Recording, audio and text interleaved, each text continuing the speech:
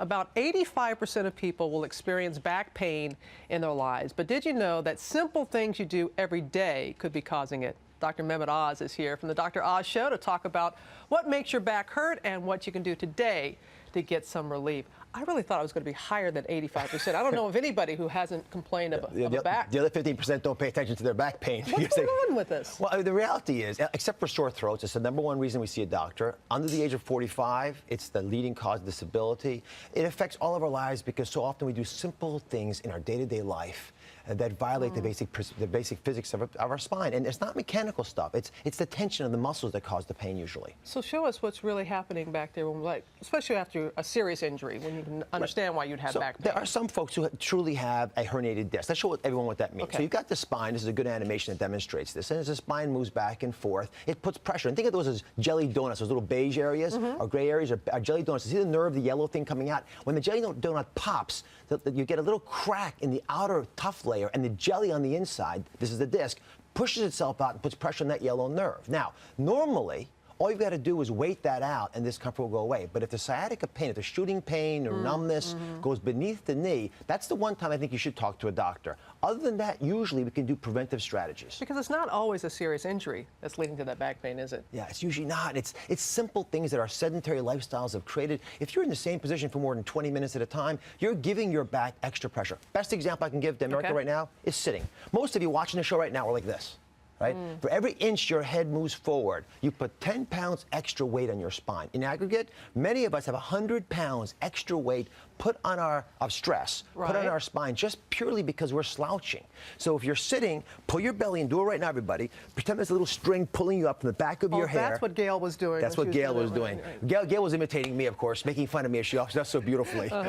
But if you pull yourself up like that, you tighten your core muscles up, you create that casing around the spine that protects those muscles. That's why when you're doing Pilates and other things, working on the core makes you stronger right here, and so you're less apt to slouch over. And you lean to the side. #1 thing folks do is they lean forward and to the side and lift something. When you do that, lifting a child out of a carriage. Classic thing a young mother might do, causes back discomfort. When you're young and healthy, why would it happen? But you know, you're at the office, you got to sit there behind the desk, behind the computer, you're hunched over and all those kind of things. What do you do? You hold your posture straight and you focus on the things we know are most important in reducing back pain. I'll give you a better example, even driving.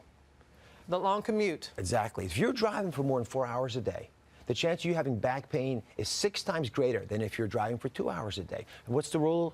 Get out of the car every 90 minutes, every hour and a half. Stretch out a little bit because those muscles aren't designed to keep you upright for those long periods at a time. You're supposed to change positions dramatically. So every hour and a half, get out and make it happen for yourself. Yeah, I even see people on long flights will get up and start walking down the aisle and that. Very wise.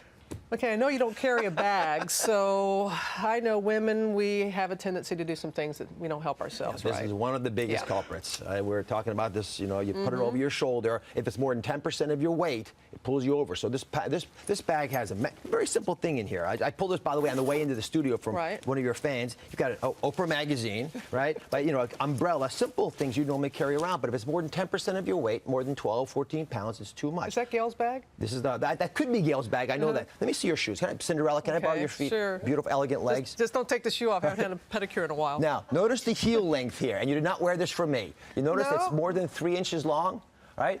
So that 3-inch heel increases the stress on your foot by about 6 times. It also, for that reason, increases the chance of you having a back problem by 40%. Because when you have foot pain, you start to destabilize yourself. And for guys, the wallet's the best example. Because if the wallet's more than a 1/4 inch, it's like a wedge beneath your pelvis. It shifts you off a tiny bit. Again, it's that little bit of imbalance that causes so many of the discomforts we know plague Americans. But I only wear them 7 to 9, just a couple of hours a day. A couple hours a day is that fine. okay? Absolutely. I want women to look stylish and beautiful, but if you can you're right. If you can wear a heel less than 3 inches, and you know, at your height, it's affordable to be less than 3 inches of heels, you'd be able to reduce that incidence quite dramatically. So what's the best way for us to get relief? Best things you can do. #1, if you hurt yourself, see this wedding ring? Which, by the way, thanks for having Lisa on last week. We love having her on. So if you're a married couple and you have back pain, it takes you longer to get better. Why? Because your spouse loves you and they want to help you. So they don't make you get out of bed. #1 thing when you hurt your back is take 24 hours off and then get up and move around. Keep those muscles toned up. I brought a couple little props here. I love Tiger Balm.